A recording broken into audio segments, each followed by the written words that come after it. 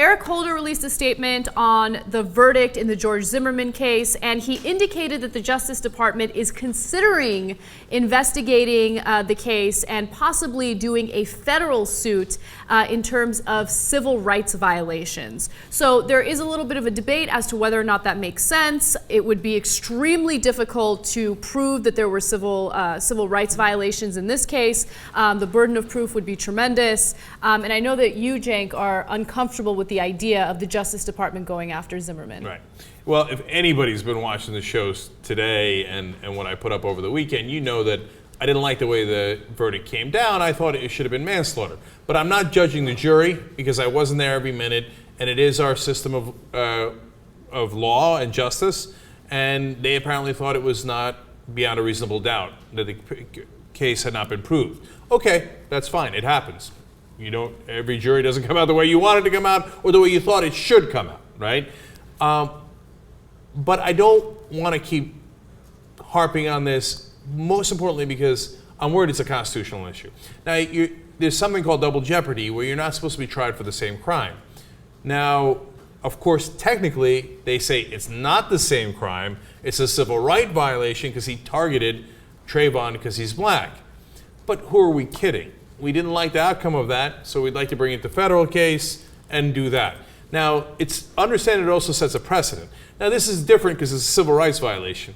But you think that, for example, if Bradley Manning is found innocent on the heavier charges in the court-martial and then is released, that the federal government won't say, well, no, I got a slightly different charge. I'm going to bring him to federal court. That was a military court-martial, now federal court. Well, we didn't win in federal court. I got a slightly different charge. Right. I'm going to bring it in state court and then local court, and eventually I'm going to have the dog catcher chase him around town. There's a reason why we have double jeopardy, and the government can't constantly keep going after the same guy for essentially the same case. Yeah. And as Anna points out, this is a harder case because in the case of Rodney King, at least it was cops, for example, and so since they're government officers, and if they take away your civil rights, well, as they obviously did to Rodney King, that's a different issue. Here, Zimmerman's not a cop. It makes it even harder to prove. Right. And but what's interesting is the guy who might not be helping him with his cause is his own attorney, Mark O'Mara. He was on The View, and Whoopi Goldberg asked him a really good question, like, wait, didn't he pick out Trayvon Martin partly because he's black? And I was actually shocked at O'Mara's honesty on this. Well, let's watch that. Now, when you said that it has to be based in race, didn't George Zimmerman first spot him because this was a young black man? I think in part, absolutely. So wouldn't that justify the Justice Department looking into it? You're not going to like, and they have. Well, absolutely. And the Justice Department who looked at this and talked to 45 people, if they had found any evidence of racism in George's background, then they would have been able to use that information to say this is the way that George Zimmerman was looking at Trayvon. But here's the reality of it. Mm-hmm. If in fact he was looking at Trayvon as a person who was black, but not looking at him solely because he was black. So did you understand that distinction? Yeah. First of all, he says, did Zimmerman look at him with suspicion because he's black? Yes. Yeah, he was very honest about that. Wow, okay, that's fascinating, right? And should the federal government be looking into it? Apparently O'Mara, Zimmerman's attorney, is more convinced they should than I am. Mm-hmm. He's like, oh, absolutely. He said, absolutely. His only defense is he didn't shoot him or profile him or follow him purely because he's black. The word he used, which is important to the standard, is solely because he's black. Mm-hmm. Only partly because he's black.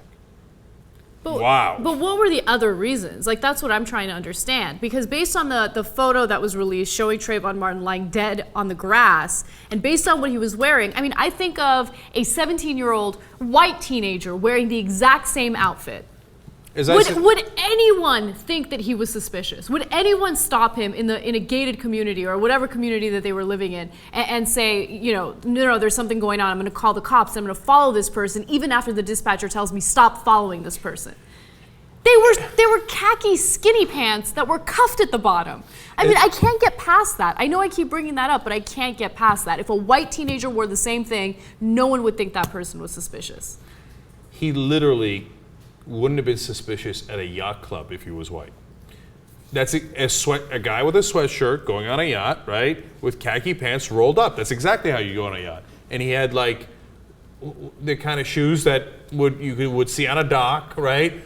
Like if he was white, he wouldn't be suspicious anywhere at a country club anywhere. If he's black, well, he's black plus. Oh, there were burglaries in the neighborhood, right? Okay, but if you were burglaries in the neighborhood and you shot a random Asian kid, would anybody say, oh, okay, that makes sense, there was burglaries? No, you say, oh, well, the Asian kid was probably fill in your stereotype, right? Mm-hmm. White kid, fill in your stereotype. It isn't shoot him dead. If it's a black kid, well, there are burglaries in the neighborhood, he's black, obviously it must have been him, so it makes sense to shoot him. So, I mean, here's a case of Mark O'Mara, I think, almost convincing me they should bring a federal case, so, which is amazing, right? Now, and by the way, there's a reason why there's federal laws here, because oftentimes in the past, you have to understand that the local governments, the state governments, would not pursue civil rights cases very much on purpose, and that's why they had to have the law in the first place. Now, in this case, again, a hell of a burden to prove, and they didn't win in the first case against them, which was easier to prove. Seems very, to me, seems very unlikely. But even likely or unlikely, I'm against it because I think it really, in essence, is double jeopardy, and that's why I'm against it.